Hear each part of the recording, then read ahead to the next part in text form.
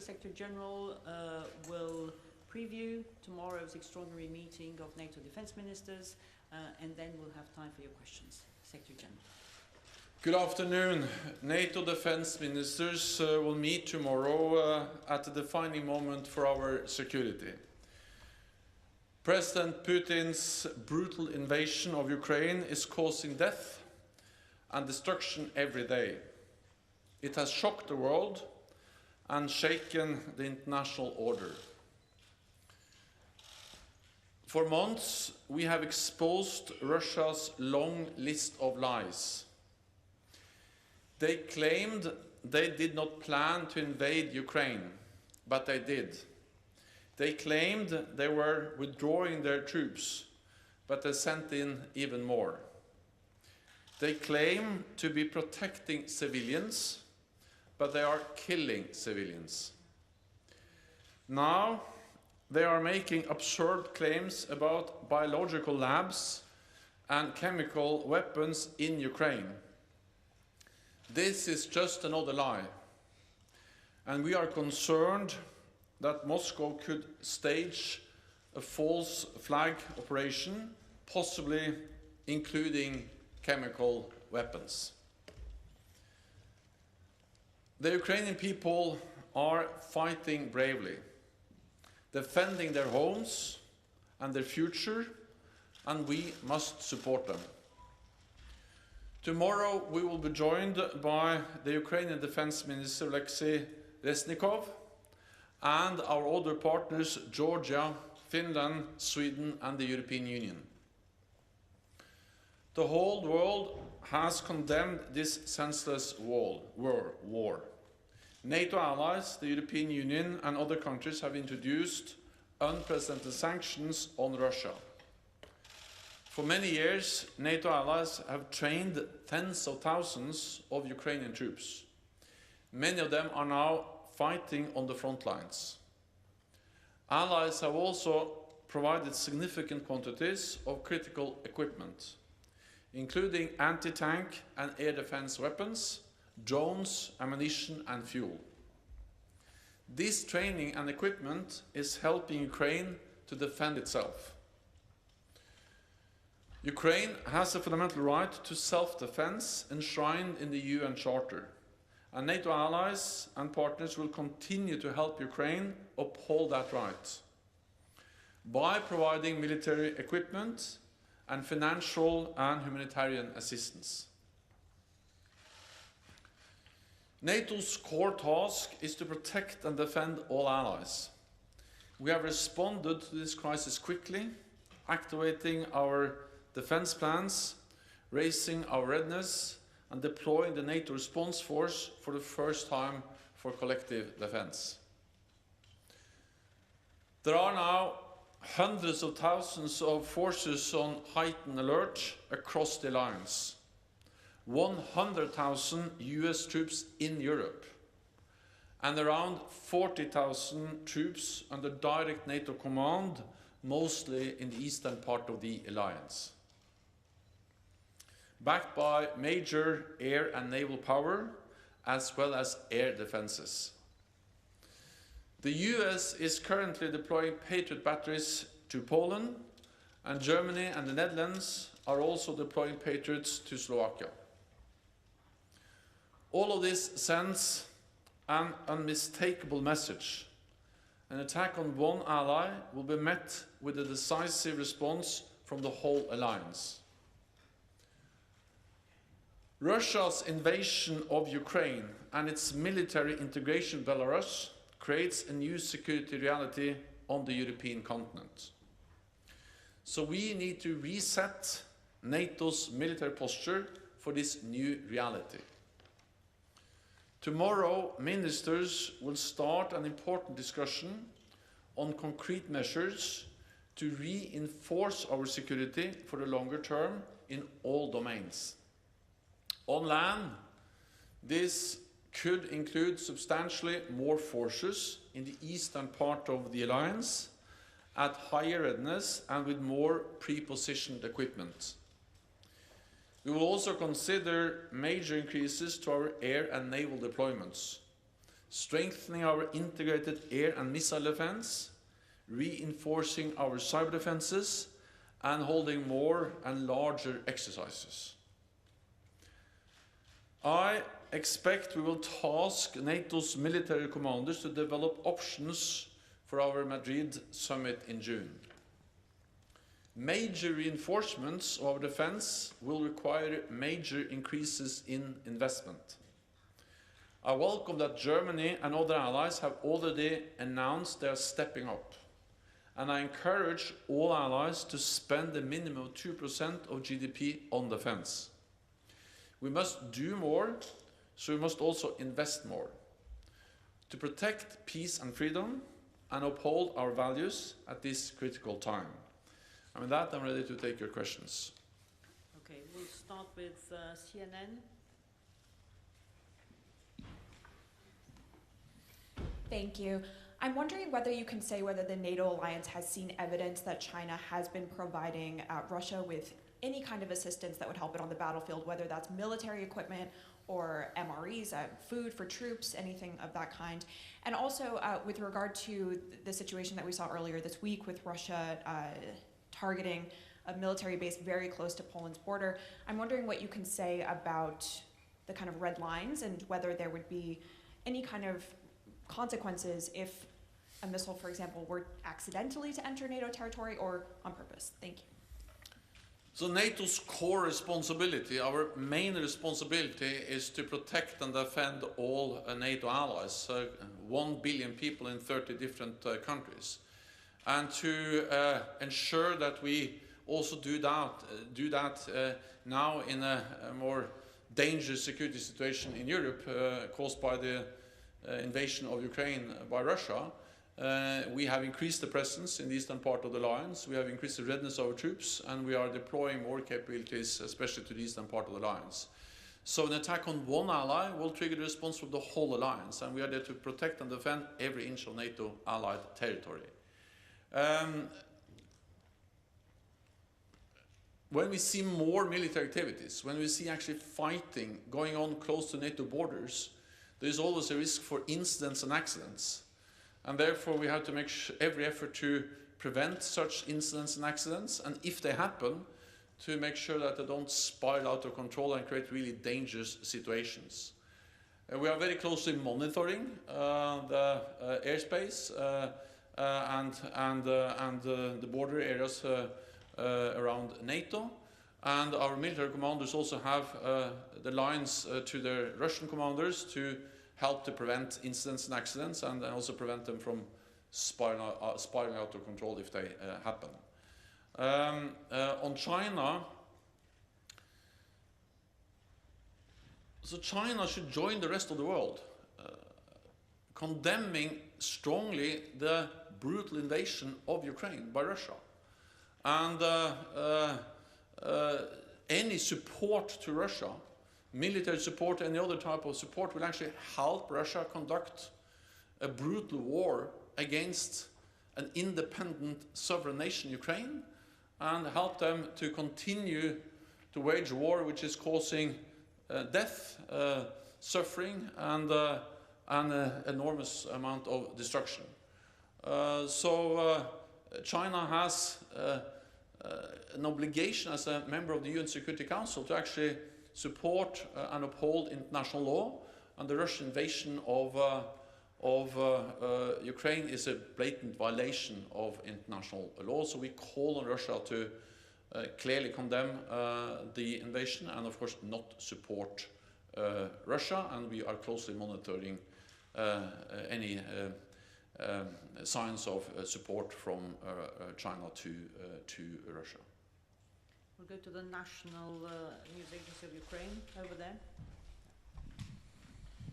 Dmitry Shkurko, National News Agency of Ukraine. Secretary General, NATO have a glorious story of supporting some countries and preventing bloodshed, for example, like it happened in Sarajevo, in Kosovo, and so on.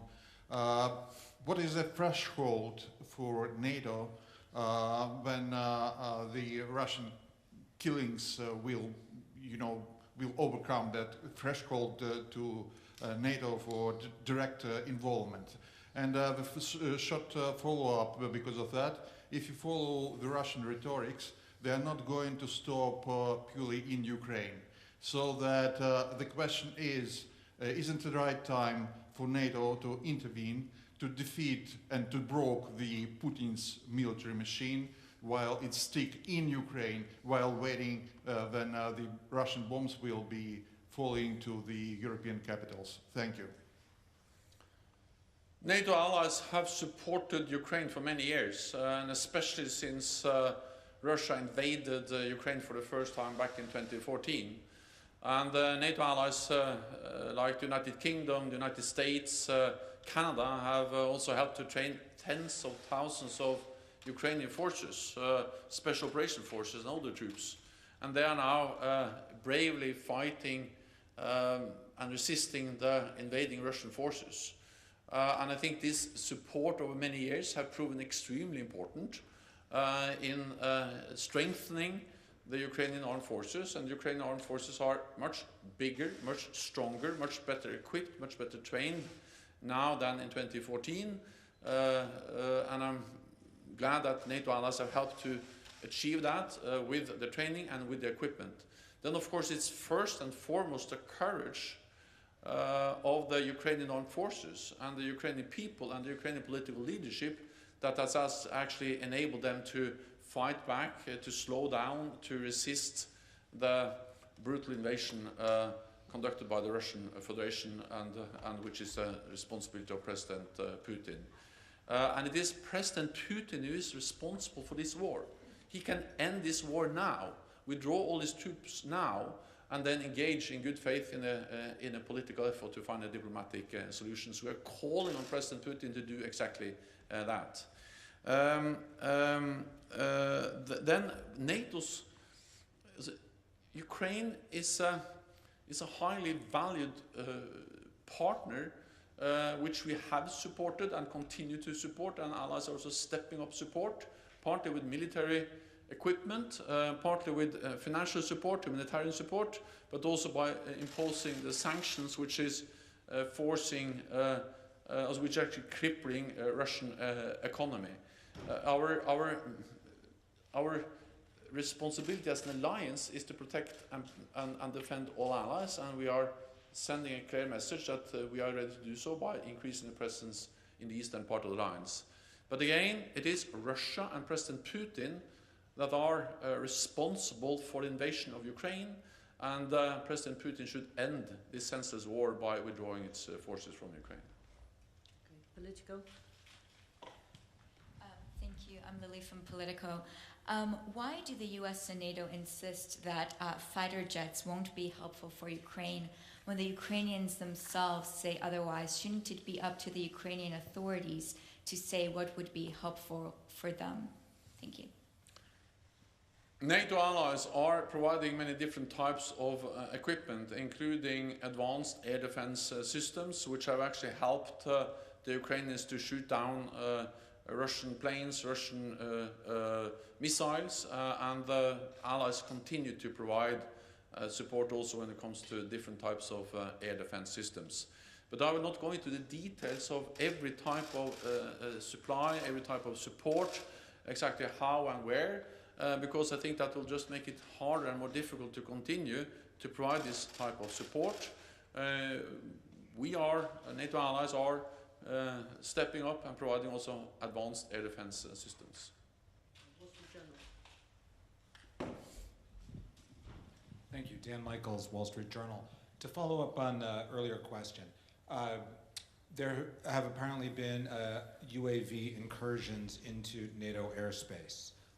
Apparently one Russian drone entered and left Polish airspace, and another one crashed in NATO territory.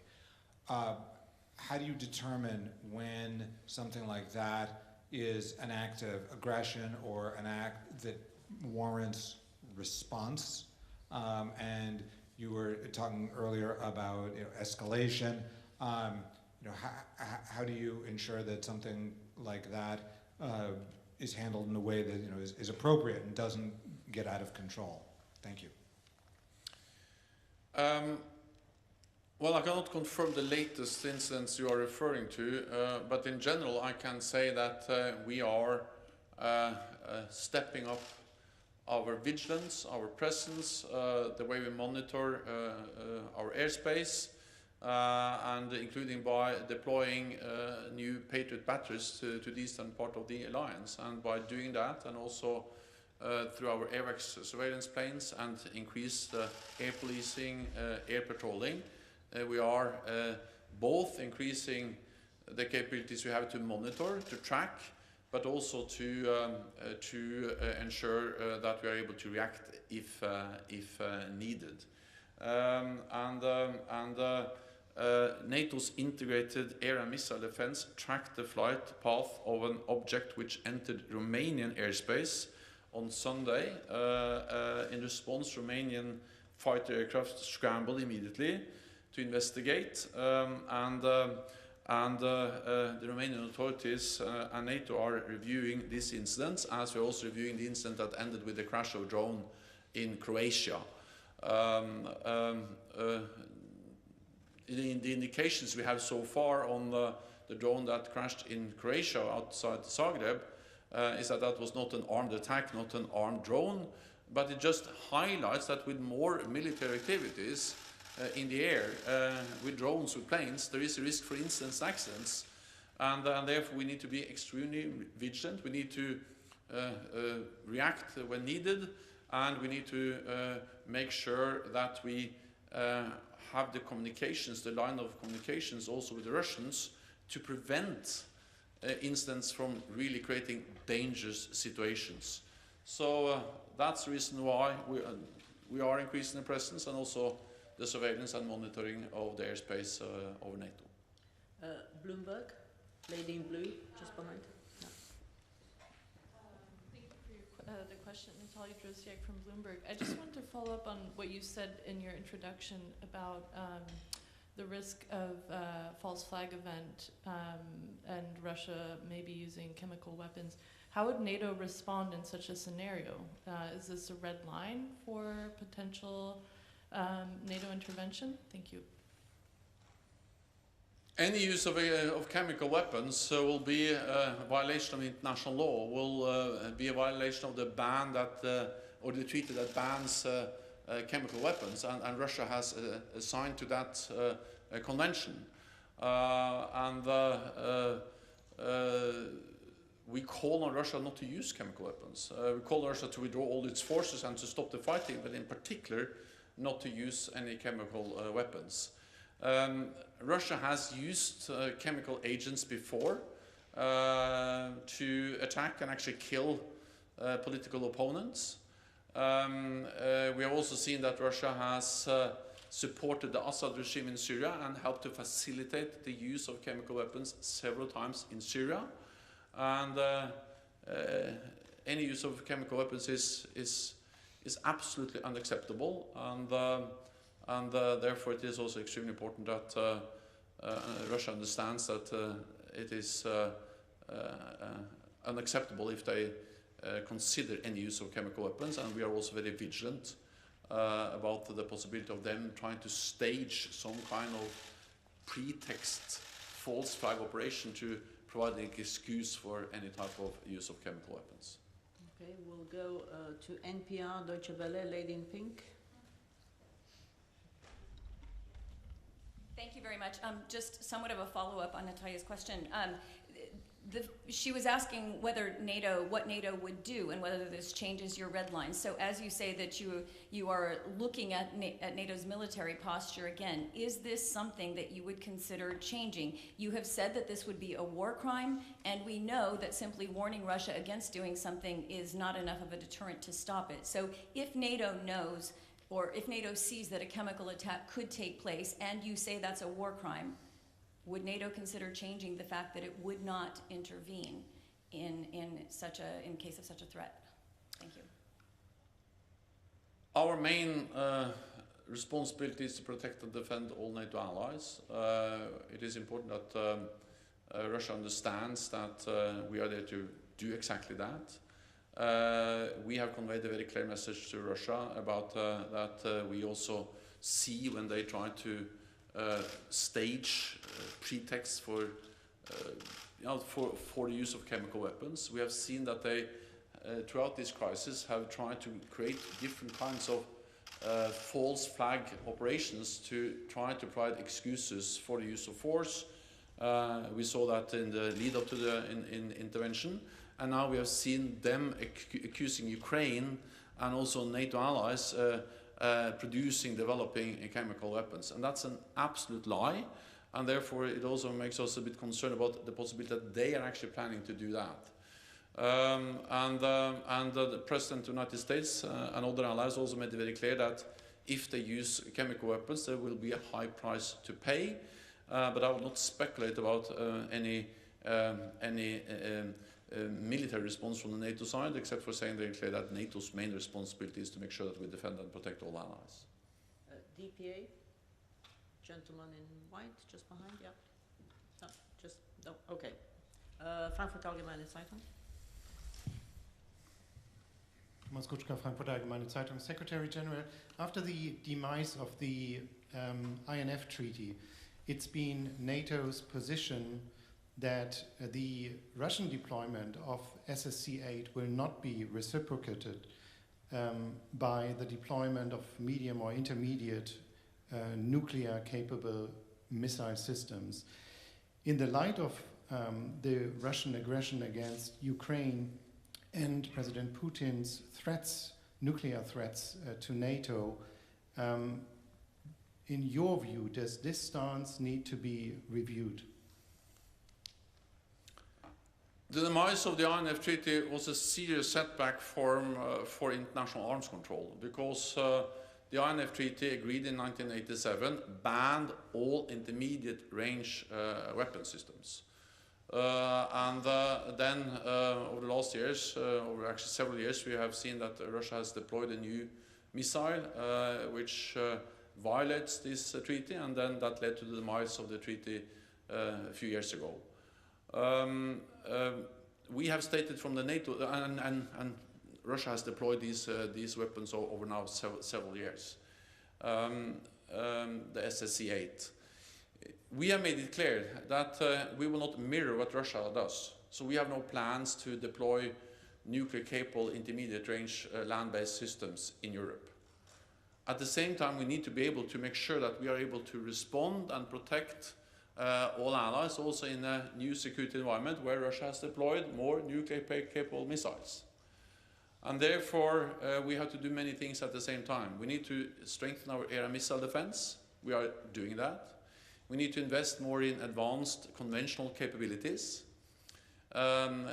including fifth-generation aircraft. And I welcome the German decision to invest in fifth-generation aircraft.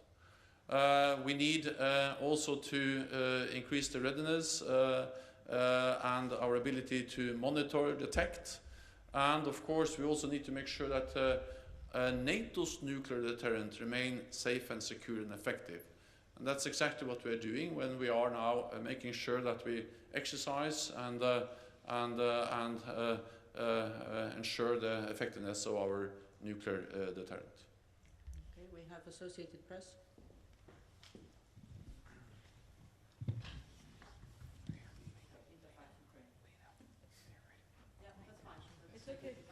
Hi, Mark from Associated Press.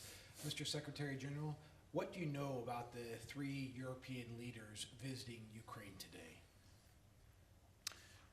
NATO allies and the European leaders have had extensive contacts with Ukraine and the political leadership in Ukraine, including with President Zelensky throughout the whole crisis, and also to lead up to the crisis.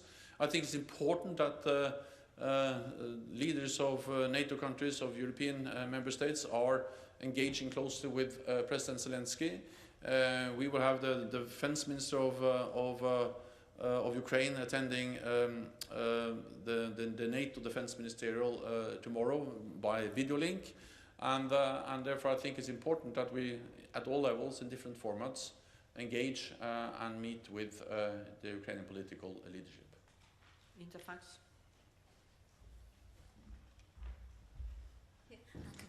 Thank you, Interfax Ukraine, Irina Sommer. This morning, some mass media spread information about possible extraordinary summit, NATO summit, next week. Can you please confirm this? And second, technical question. According to my information, it took for NATO bureaucracy 1.5 weeks to implement Ukrainian request for fuel. Can you please comment on this too? Thank you. Well, NATO allies are providing and have provided a lot of different types of support to Ukraine. Some of this is channeled through the NATO framework, some are provided bilaterally, and for us it is important that we provide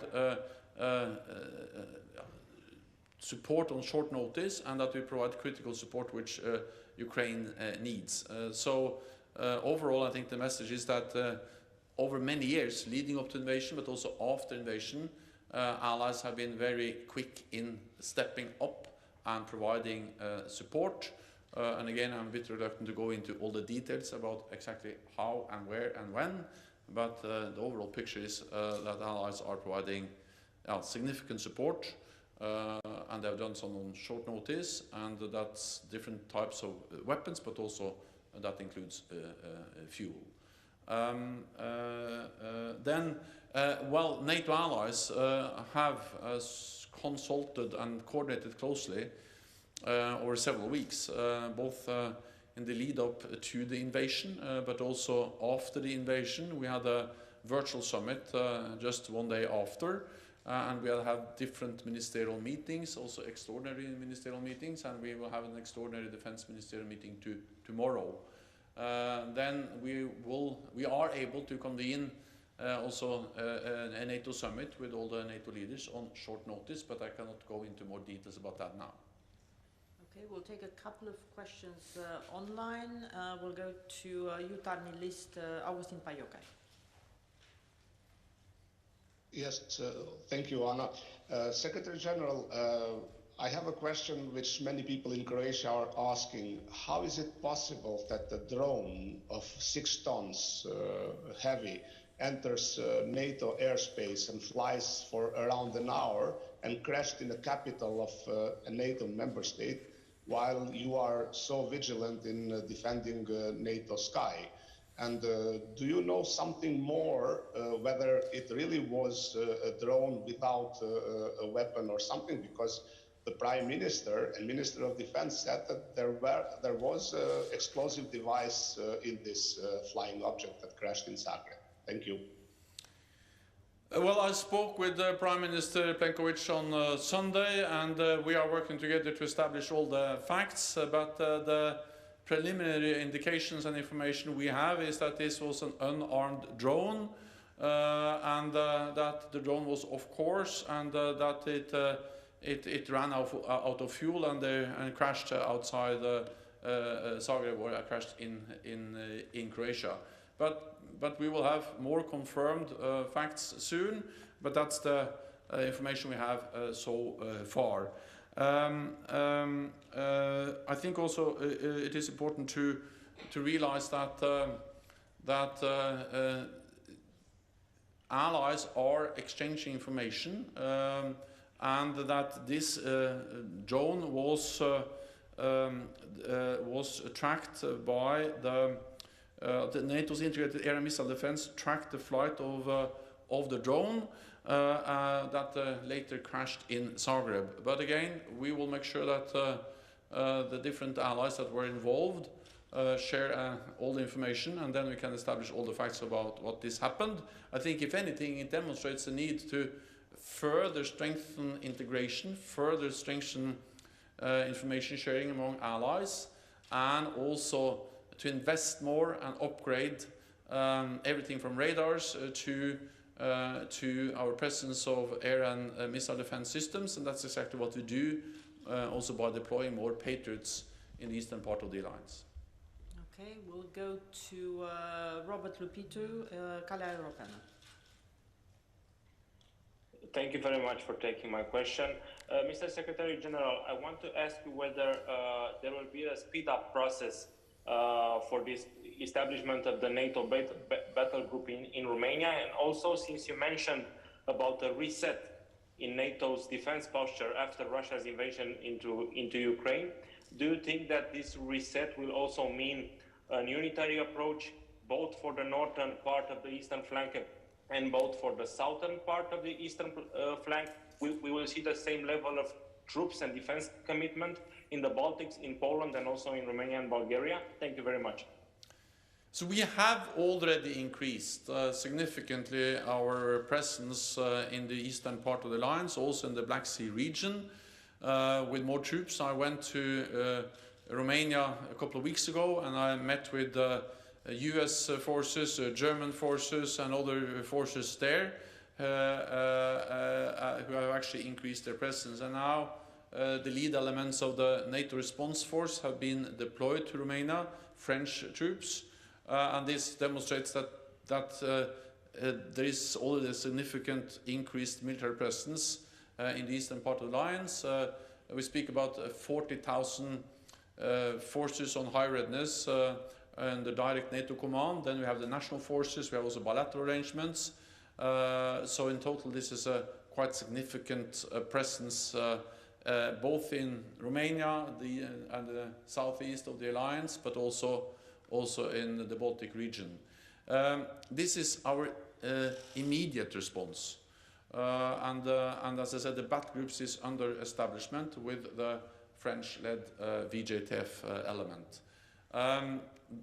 Then what we will discuss at the Defense Ministerial meeting is not only the immediate response and the need for support to Ukraine, but we will also look at the need to reset our presence, our deterrence and defense posture in light of the Russian invasion of Ukraine and the integration of Russian and Belarusian forces. That will take some more time because I think we need to assess the different options. We need advice from our military commanders, and I expect that the ministers, when they meet tomorrow, will agree to ask our military commanders to provide advice for a more longer-term adaptation. So I think it's important to distinguish clearly about the immediate response, already tens of thousands of more troops, air power and naval power, and then the more long-term adjustment of our posture. There will take some more time before we take final decisions. I expect that to be made at the NATO summit at the end of June. Thank you very much. This concludes this press conference. We'll see you tomorrow. Thank you.